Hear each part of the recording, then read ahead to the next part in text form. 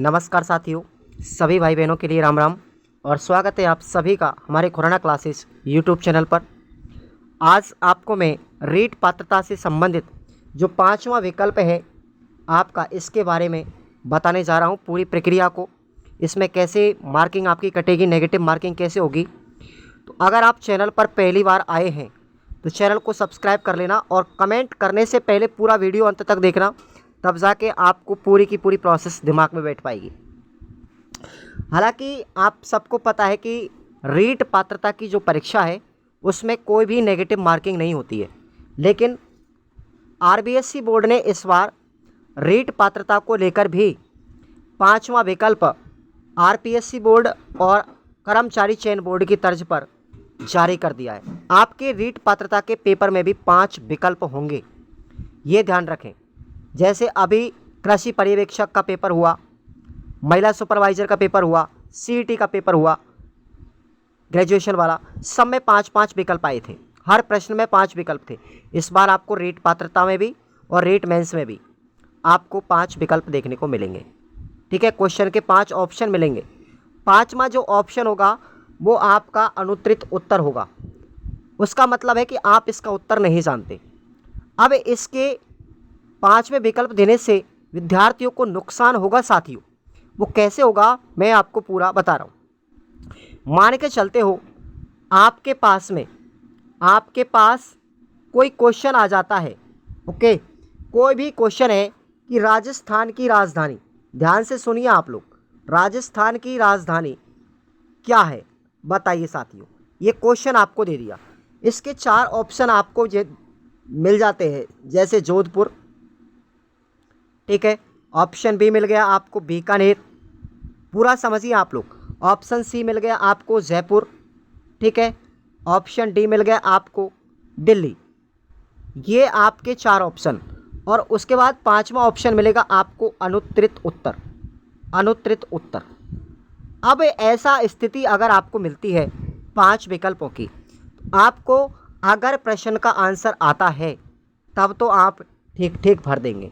ठीक है भाई, अगर आपको 5 में विकल्प का, इस प्रश्न का आपको आंसर नहीं आता है, आप नहीं जानते हैं, उस स्थिति में आपको एक ही काम करना है, ये 5वां ऑप्शन आपको चूज करना है। अगर आप पेपर में 150 क्वेश्चन है और 150 प्रश्न में से आप कितने प्रश्नों के आंसर जानते हैं, ठीक है, जितने प्रश्नों के आंसर जानते हैं उतने तो आपको सही कर देने हैं, और जिस प्रश्न का आंसर आप नहीं जानते हैं साथियों, उस स्थिति में रीट पात्रता के पेपर में, केवल रीट पात्रता की बात कर रहा हूँ, अगर जिस प्रश्न का आंसर आपको नहीं आता है आप 5वां ऑप्शन चुन के आएंगे।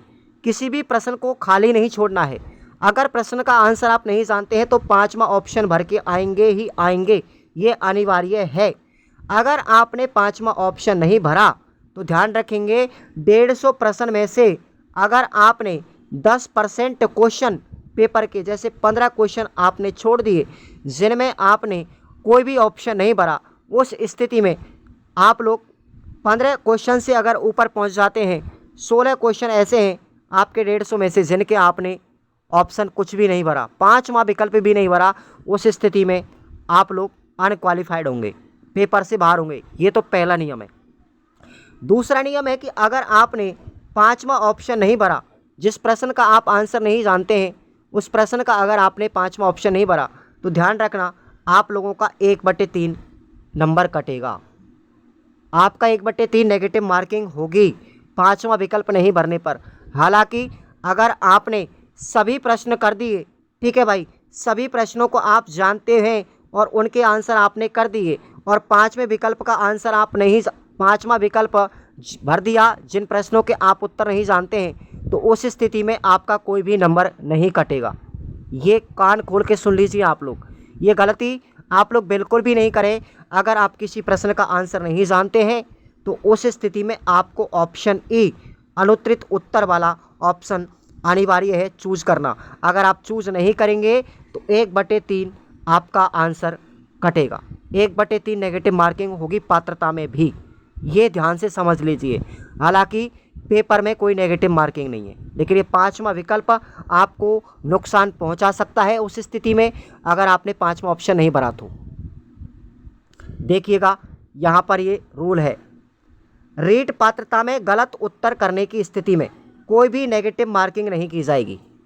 ध्यान रखना, अगर आपका उत्तर गलत है, जैसे आप लोगों ने 4 ऑप्शन चुने, उनमें से राजस्थान की राजधानी आपने जयपुर ने भर के चूरू कर दिया, तो आपका कोई भी नेगेटिव नहीं कटेगा।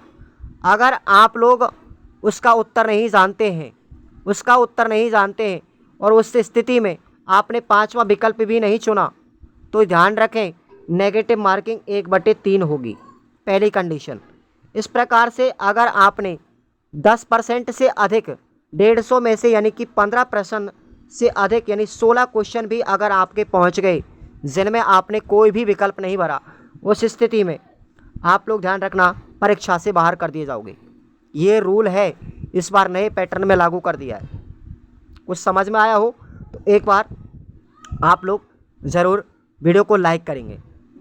ऐसे में रीट परीक्षा 2025 में शामिल होने वाले अभ्यर्थियों को परीक्षा की तैयारी के साथ साथ बोर्ड के द्वारा लागू किए गए नियम को भी ध्यान में रखना अति आवश्यक है। तो ये आपको ध्यान रखना है।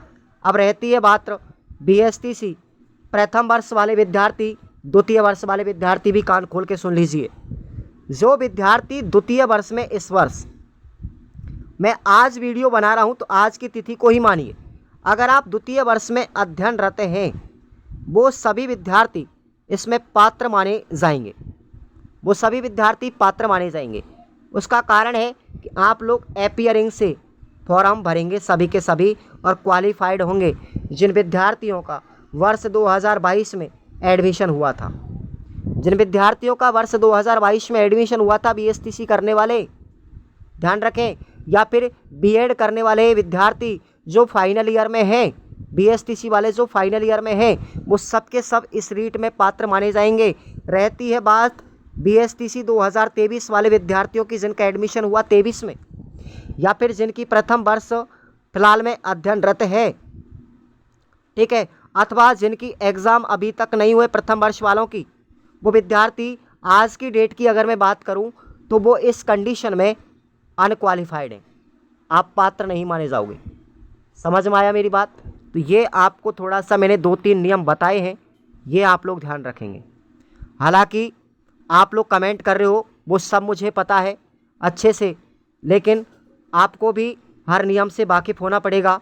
और इसी प्रकार की जानकारी अगर आप लोग लेना चाहते हो तो इस YouTube चैनल पर आप लोग 30,000 से ऊपर आप लोग फटाफट से फॉलोवर बढ़ा दीजिए, फटाफट से सब्सक्राइब कर लीजिए, 30,000 का आंकड़ा पार कर दीजिए।